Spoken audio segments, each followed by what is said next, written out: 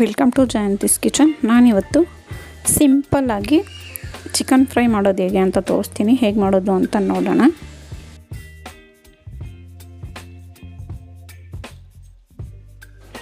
Stove ಹಚ್ಕೊಂಡು ಒಂದು ಪಾತ್ರೆ ಇಟ್ಕೊಂಡು ಅದಕ್ಕೆ ಒಂದು 10 ಟೇಬಲ್ ಸ್ಪೂನಷ್ಟು ಎಣ್ಣೆ ಸೇರಿಸ್ಕೊಂಡಿದ್ದೀನಿ.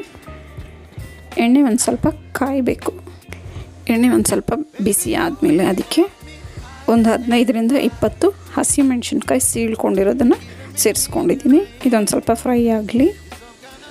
ಇದಕ್ಕೆ ಒಂದು 4 ಈರುಳ್ಳಿ ಹಾಕ್ಕೋತಾ ಇದ್ದೀನಿ.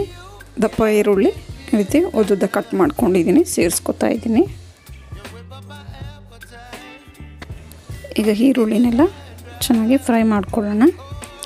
ಇದಕ್ಕೆ ಒಂದು 1/4 ಟೇಬಲ್ ಸ್ಪೂನಷ್ಟು ಅರಿಶಿನ ಪುಡಿ ಸೇರಿಸ್ಕೊತಾ ಇದ್ದೀನಿ. ಈರುಳ್ಳಿ ಗೋಲ್ಡನ್ ಬ್ರೌನ್ ಬರೋವರೆಗೂ ಒಂದು ಸ್ವಲ್ಪ ಫ್ರೈ ಮಾಡ್ಕೋಬೇಕು.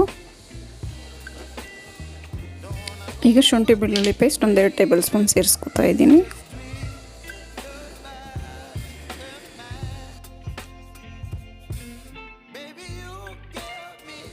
ಈಗ ಪುದೀನ ಒಂದು ಹಿಡಿಯಷ್ಟು ತೊಗೊಂಡಿದ್ದೀನಿ, ಅದನ್ನು ಸೇರಿಸ್ಕೊಂಡು ಚೆನ್ನಾಗಿ ಫ್ರೈ ಮಾಡ್ಕೊಳ್ಳೋಣ. ಇದನ್ನು ನೀಟಾಗಿ ಮಿಕ್ಸ್ ಮಾಡಿಕೊಂಡು ಫ್ರೈ ಮಾಡ್ಕೊಳ್ಳೋಣ. ಇದೆಲ್ಲ ಫ್ರೈ ಆದಮೇಲೆ ನಾನಿಲ್ಲಿ 2 kg ಚಿಕನ್ ತೊಗೊಂಡಿದ್ದೀನಿ. ಇದನ್ನು ನೀಟಾಗಿ ತೊಳೆದು ಇದಕ್ಕೆ ಸೇರಿಸ್ಕೊಂಡಿದ್ದೀನಿ. ಇದನ್ನು ನೀರೆಲ್ಲ ಸೋಸ್ಕೊಂಡು ಸೇರಿಸ್ಕೊತಾ ಇದ್ದೀನಿ.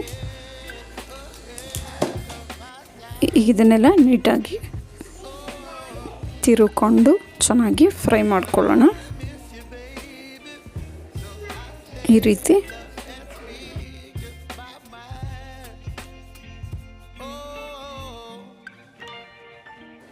ಈಗ ರುಚಿಗೆ ತಕ್ಕಷ್ಟು ಉಪ್ಪು ಸೇರಿಸ್ಕೊಳ್ಳೋಣ.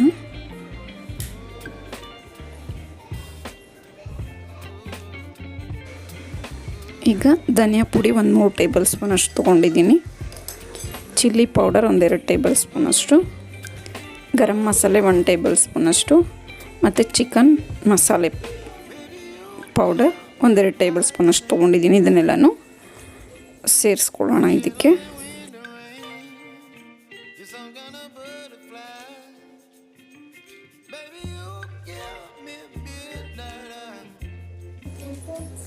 ಈಗ ಈ ಪುಡಿಗಳನ್ನೆಲ್ಲ ಸೇರಿಸ್ಕೊಳ್ಳೋಣ. ಇದನ್ನೆಲ್ಲ ನೀಟಾಗಿ ಮಿಕ್ಸ್ ಮಾಡ್ಕೊಳ್ಳೋಣ. ಮಿಕ್ಸ್ ಮಾಡಿಕೊಂಡು ಚಿಕನ್ ಬೇಯೋವರೆಗೂ ಚೆನ್ನಾಗಿ ಬೇಯಿಸ್ಕೋಬೇಕು. ಇದೆಲ್ಲ ಮಿಕ್ಸ್ ಮಾಡಾದಮೇಲೆ ಇದಕ್ಕೆ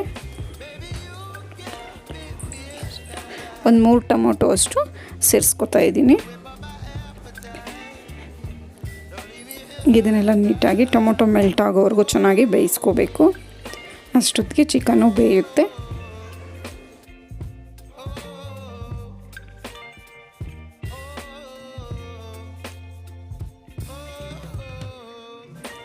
ಈಗ ಟೊಮೊಟೊ ಎಲ್ಲ ಬೆಂದಾದಮೇಲೆ ಇದಕ್ಕೆ ಕೊನೆಯದಾಗಿ ಕೊತ್ತಂಬರಿ ಸೊಪ್ಪು ಸೇರಿಸ್ಕೊಳ್ಳೋಣ.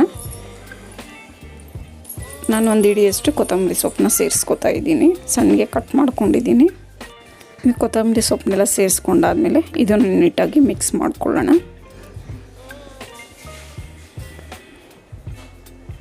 ಈ ರೀತಿ ಈಗ ರುಚಿಕರವಾದ ಚಿಕನ್ ಫ್ರೈ ಸವಿಯಲು ಸಿದ್ಧವಾಗಿದೆ. ನಿಮಗೆ ವಿಡಿಯೋ ಇಷ್ಟ ಆದರೆ ಲೈಕ್, ಶೇರ್ ಆ್ಯಂಡ್ ಸಬ್ಸ್ಕ್ರೈಬ್ ಮಾಡಿ. ನಿಮ್ಮ ಅನಿಸಿಕೆ ಅಭಿಪ್ರಾಯವನ್ನು ಕಮೆಂಟ್ಸ್ ಮೂಲಕ ತಿಳಿಸಿ.